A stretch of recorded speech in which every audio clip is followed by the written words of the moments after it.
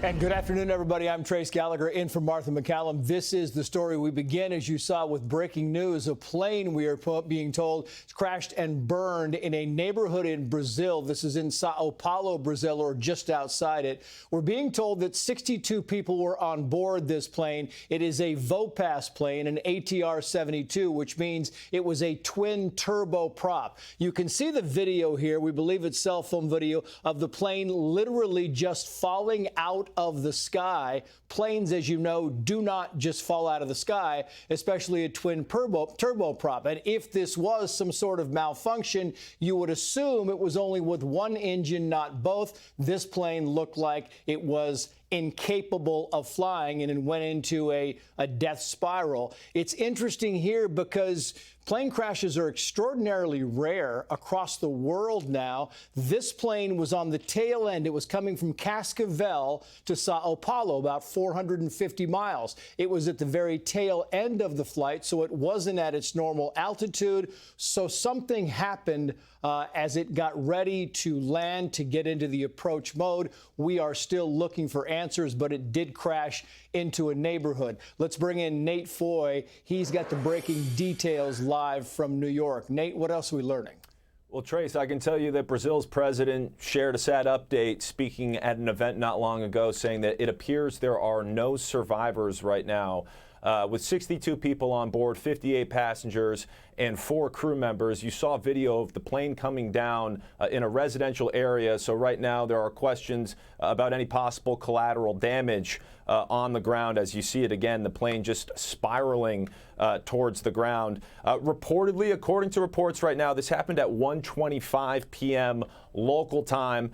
So that means 12:25 p.m. Eastern time, so less than 3 hours ago. So we're still in the initial response here. As you see, first responders and firefighters trying to help anybody who may be injured or worse on the ground. And as that process plays out, Trace, we have all the questions that many are asking of how exactly this happened. And the airline, VOPAS, put out a statement, according to reports, saying that they have no idea, essentially, right now. They said, quote, no confirmation on how the accident occurred. The airline also would not get into details, according to reports, about how the passengers are doing or if they were all, in fact, killed. But again, Brazil's president and local media reporting that there are no survivors. You mentioned that the flight was towards the end. It was going to Sao Paulo International Airport from Cascavel in southern Brazil. And this, obviously, Trace, is not supposed to happen. So we are working to learn more about what exactly went wrong. This is an ATR-72 built in 2010, so it's about a 14-year-old plane. But the investigation is clearly just beginning, and it's going to take some time to process all the evidence and figure out exactly how this tragedy occurred.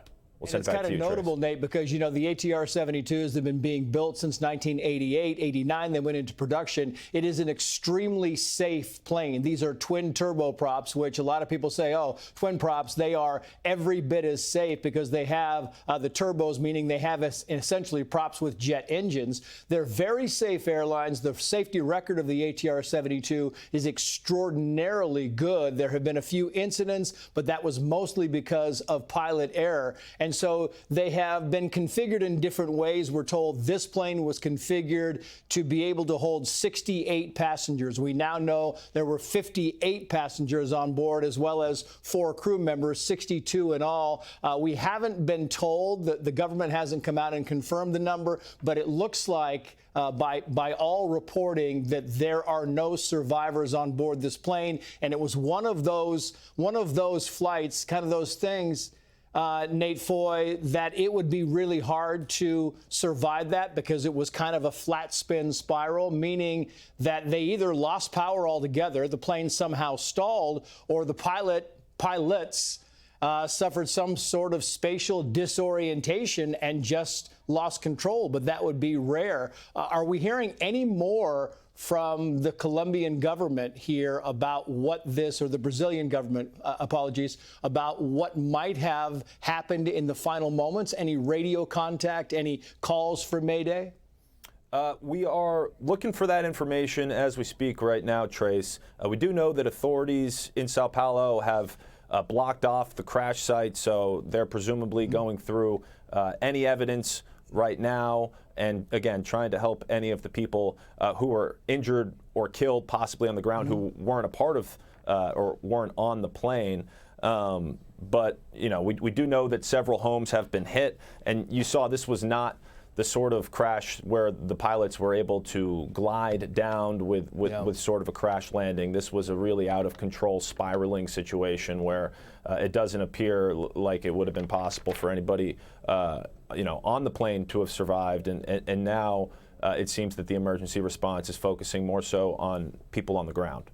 Yeah. Nate Foy, stand by. Back to you. Hey, Sean Hannity here. Hey, click here to subscribe to Fox News YouTube page and catch our hottest interviews and most compelling analysis. You will not get it anywhere else.